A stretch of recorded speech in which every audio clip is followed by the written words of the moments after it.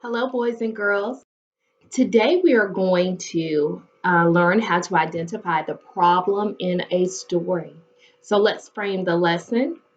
Frame the lesson. Say, I can identify the problem in a story. Great job. So today we are going to read The House on East 88th Street. The House on East 88th Street. I see a familiar character on the cover. Do you remember a story that we read that had this character in it? What story was that? Lau the Crocodile. Remember we talked about how authors, the people that write the words in the story, if they write different stories, many different stories, sometimes they'll use the same characters. So we know Lau, and I can't wait to find out what he's up to in this book. Today, as we read, we're going to use our chart. I don't know if you can see it, but it's a story chart. It spells out story. We've already talked about a few of these.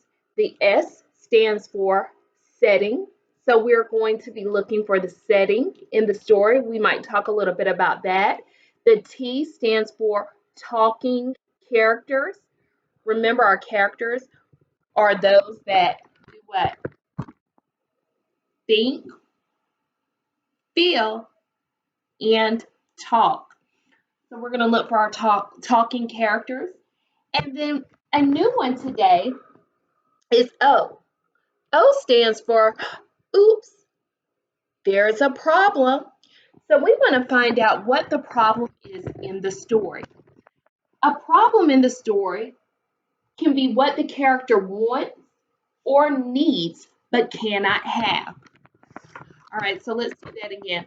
The problem in a story can be what a character wants or needs, right? If I need something, I gotta have it. So you want something or you need it, all right? So we've got to figure out as we're reading, what is the problem in the story? What does the character want or what is it that the character needs that they cannot have?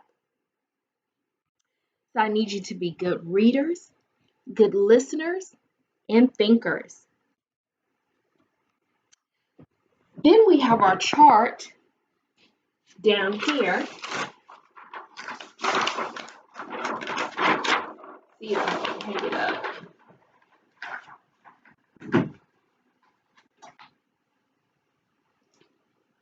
What skill are we working on? We are identifying the problem. Say it with me. Identifying the problem. What is a problem? What a character wants or needs but cannot have. Let's do it again. What's a problem? What the character wants or needs but cannot have. How do we identify a problem in the story? We look for clues about what the character wants and needs but cannot have. All right, so we're going to be looking for clues that show us what the problem is in the story, when the character wants something or when the character needs something. Why do good readers identify the problem? Because it helps them better understand the story. So good readers can identify the problem in the story and it will help them to better understand what they are reading.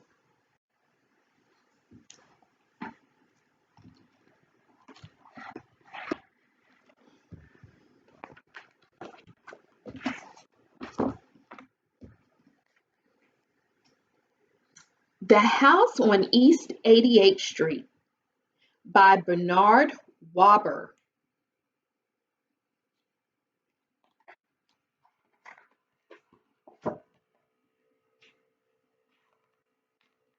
Look at the illustrations. The illustrations look similar to Lau the crocodile. Remember, it was green and black and white a little bit.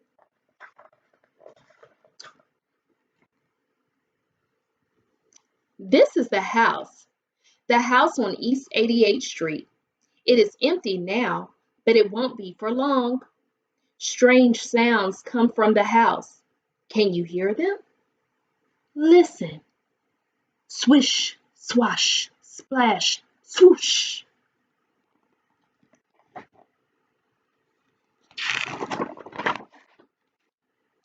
It began one sunny morning when the citywide storage and moving company truck pulled up to the house on East 88th Street and unloaded the belongings of Mr. and Mrs. Joseph F. Prim and their young son Joshua.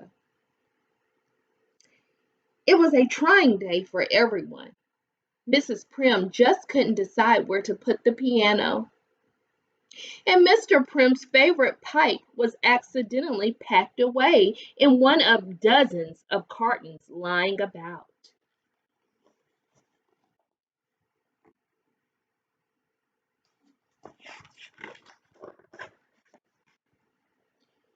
Swish, swash, splash, swoosh! Loudly and clearly the sounds now rumbled through the house. It's only a little thunder, Mrs. Prim assured everyone. When a citywide storage and moving man carried in their potted pistachio tree, everyone rejoiced. Yay! The truck was at last empty. The movers wished them well and hurried off to their next job for the day. Now I'm going to prepare our lunch, announced Mrs. Prim. But first I want to go upstairs and wash these grimy hands. Swish, swash, splash, swoosh. A puzzled Mrs. Prim stopped to listen, so she was confused. By and by her ears directed her to the bathroom door. What can it be? She asked herself as she opened the door. What do you think is in that bathroom?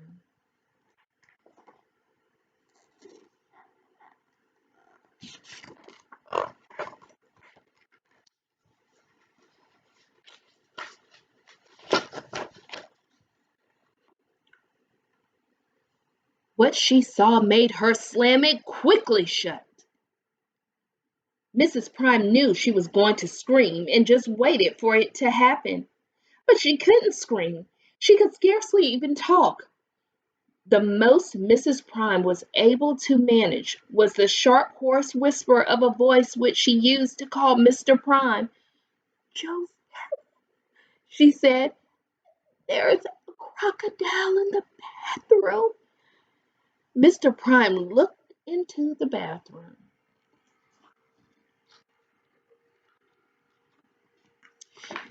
As I read, I'm starting to think about the characters and what they want or need but cannot have. The problem.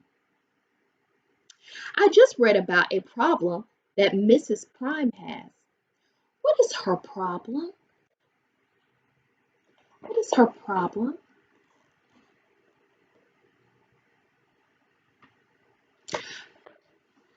Very good. She wants to go and wash her hands before lunch, but she can't. After opening the bathroom door, she quickly slams it shut. There is something that is preventing her or stopping her from getting what she wants. This must be a problem. So I'm going to add this to our chart. Over here, where it says, oh, oops, there's a problem. Mrs. Prime is unable to go in the bathroom and wash her hands because there is a crocodile in there.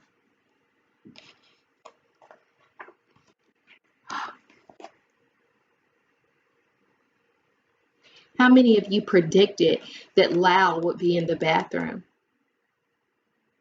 Great job.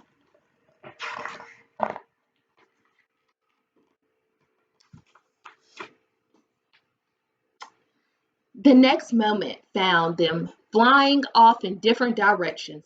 Help! Help! Mrs. Prime cried out as she struggled with the window stuck with fresh paint. Operator, operator, Mr. Prime shouted into the telephone, and then he remembered that it was not yet connected.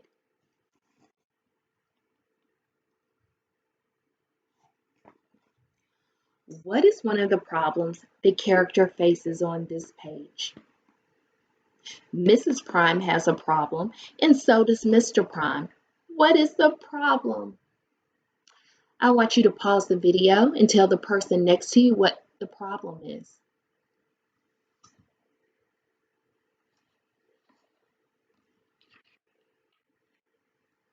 Very good. Mr. Prime wants to open the window, but she can't because it's painted shut. So that's a problem. It's something she wants to do, but she can't. So we're going to add that to our chart where it says, oops, there's a problem.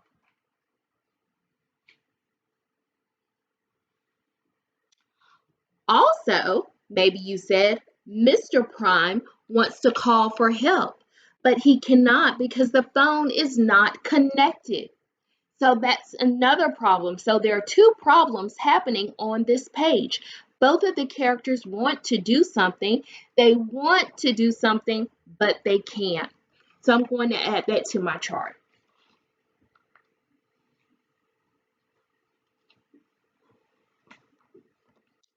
Joshua, who heard everything, raced to the front door to be greeted there by an oddly dressed man who handed him a note. This will explain everything about the crocodile, said the man, leaving quietly and swiftly.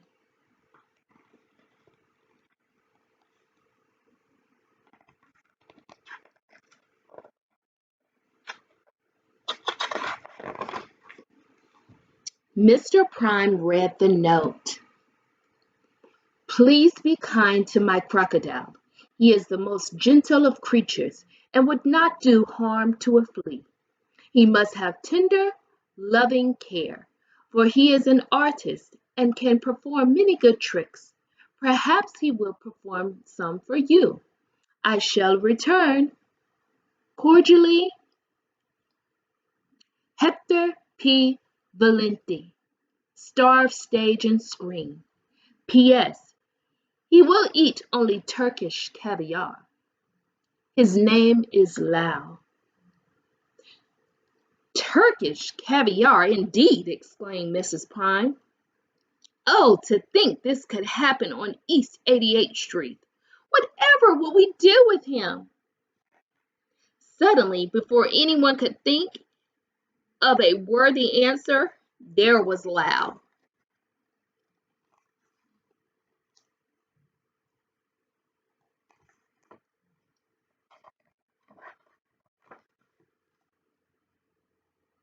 And just as suddenly, he got hold of a ball that had been lying among Joshua's belongings and began to balance it on his nose. Remember, he's a performer. And rolled it down the notches of his spine. Now he was walking on his front feet and taking flying leaps.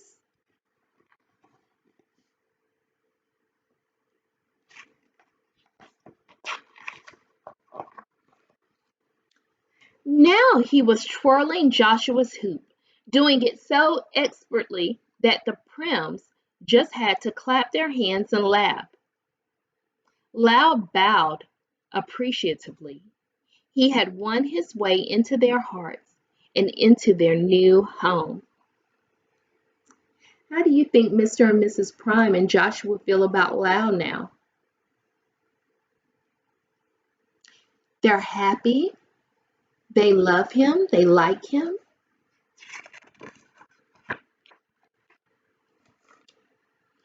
Every home should have a crocodile, said Mrs. Prime. Lau is one of the family now. He loves helping out with chores.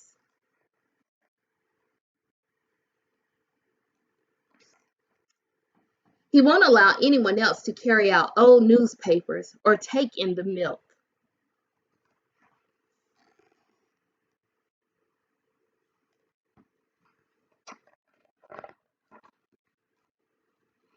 He folds towels, feeds the bird, and when he sets the table, there is always a surprise.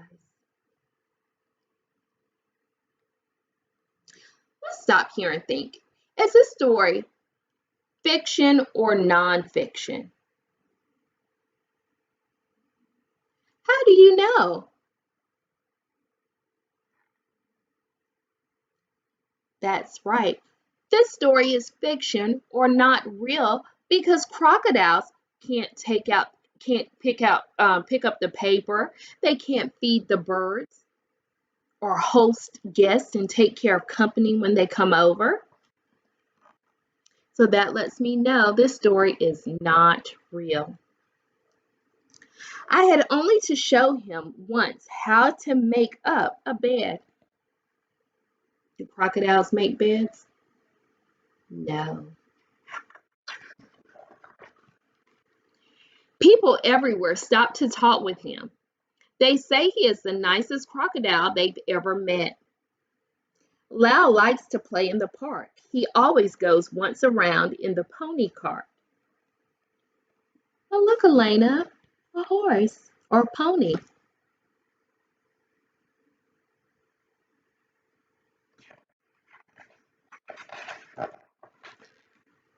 And now he has learned to eat something besides Turkish caviar. Lau is a good sport. Everyone wants him to play on his side.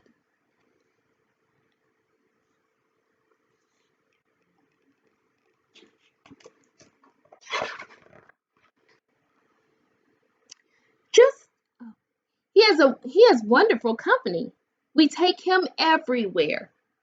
Just give him his Turkish caviar and his bed of warm water, and he is happy as a bird. So he sleeps in the bathtub in warm water. That's his bed.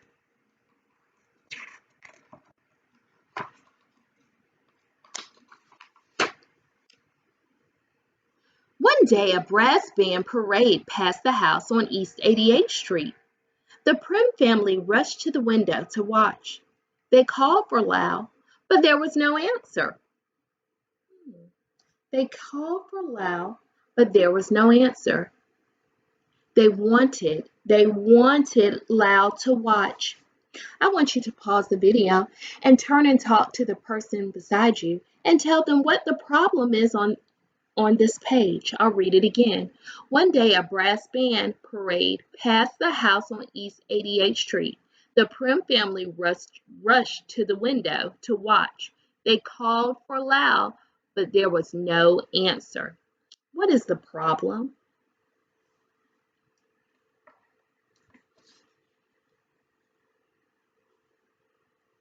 Very good. The problem is that they want Lau to see the parade, but they can't find him. They want Lau to see the parade, but they can't find him. So I'm going to add this to our chart because we have another problem. We have another problem. I wonder where Lau could be. Do you know? Let's see.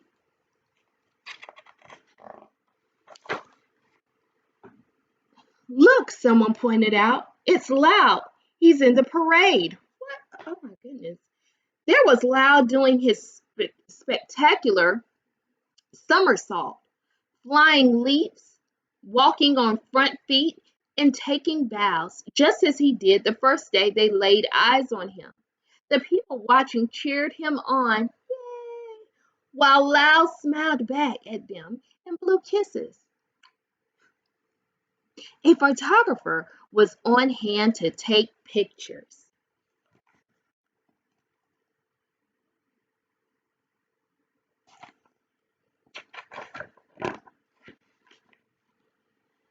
next day, Lau was famous. The telephone rang continuously, and bundles of mail were dropped by the door. One letter was from someone Lau knew particularly well. Mr. Prim read it. Just a few words to say I shall return. Cordially, Hector B. Valenti. P.S. Very soon. P.P.S. To fetch my crocodile. Why do you think Hector wants Lau back? What has happened to Lau now? That's right, Lau has become famous. I wonder if Hector P. Valenti wants Lau back because he's so famous now. Let's find out. Several days later, Mrs. Prim and Lau were in the kitchen shelling peas when they heard a knocking at the door. It was Hector B. Valenti, star of stage and screen. I have come for Lau, announced Signor Valenti.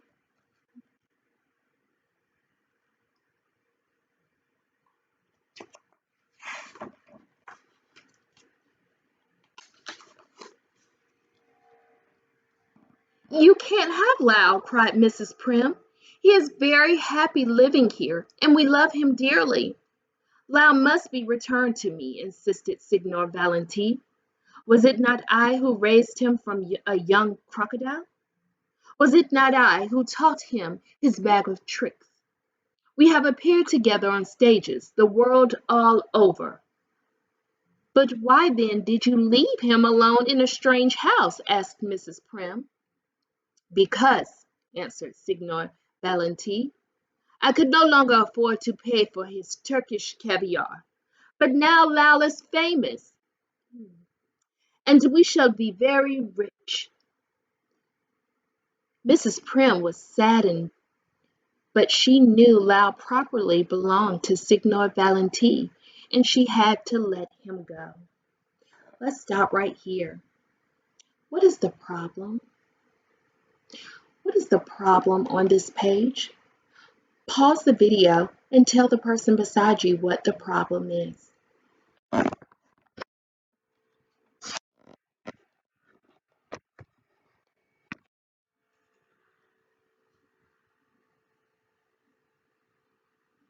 What's the problem? Very good. The problem is the Prim family wants Lau to stay, but they must let him go because Signor Valenti owns him. He belongs to him and not to the Prim family. So we're going to add our problem to our chart. It was a tearful parting for everyone. Oh, look at Lau's tear.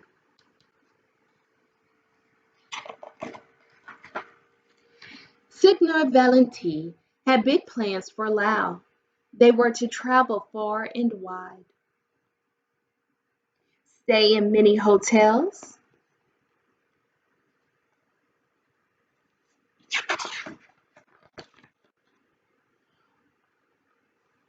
where sometimes the tubs were too big and other times too small or too crowded.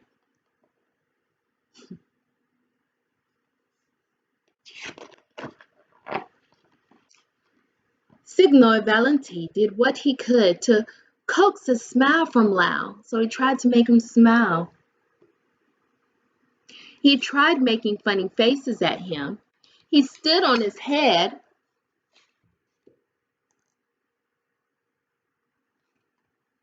He tickled his toes and told him stories that in happier days would have had Lau doubled over with laughter. But Lau could not laugh, nor could he make people laugh. He made them cry instead. One night in Paris, he made an entire audience cry. The theater manager was furious and ordered them off the stage. What is Signor Valenti's problem? What is his problem?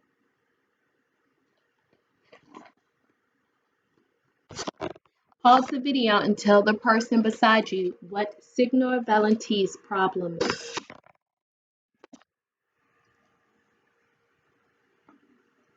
The problem is Signor Valenti wants Lau to perform and make everyone laugh, but he cannot because Lau is too sad and makes everyone cry. Great job. We're going to add this problem to our chart. Wow, we have a lot of problems in this story.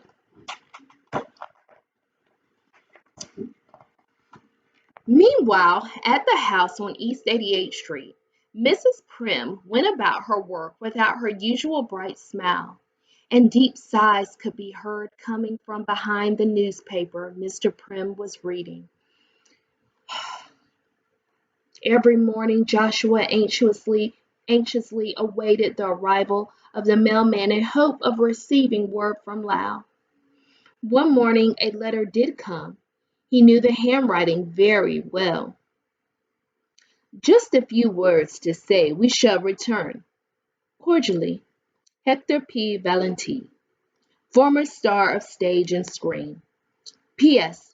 I am sick of crocodiles. P.P.S. and the tears of crocodiles. So do you think that Hector P. Valenti is going to return Lau? Thumbs up if you do. Thumbs down if you don't think he will. And thumbs to the side if you don't know.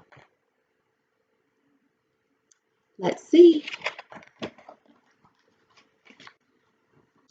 Not too many days after, the Prims were delighted to find Hector P. Valenti and Lau at their door. Here, take him back, said Signor Valenti. He is no good. He will never make anyone laugh again. But Signor Valenti was very much mistaken. Everyone laughed and laughed and laughed, and in the end, so did Signor Valenti.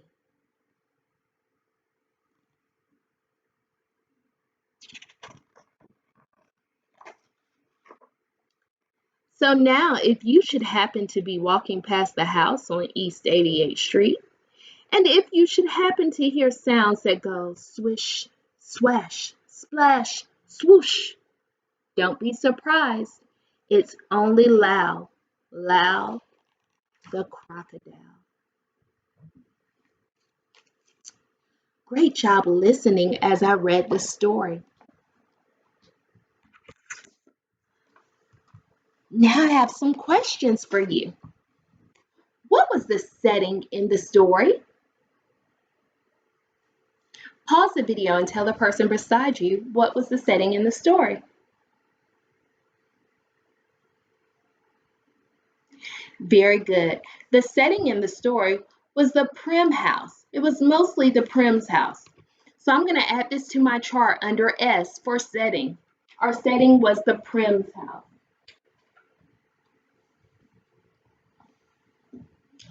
Who were our talking characters in the story? Who were our talking characters in the story? Pause the video and tell the person beside you who the talking characters were. Very good. The Prim family, Mrs. Prim, Mr. Prim, and Joshua, also Signor Valenti. So I'm going to add that, the talking characters for T, talking characters, on my chart. And then our skill today or this week, oh, oops, there was a problem. Remember, that is what the character wants or needs but cannot have. What was our main problem in the story? The main problem that caused all these other problems. Where did it all start? What started all these problems? Pause the video and tell the person next to you.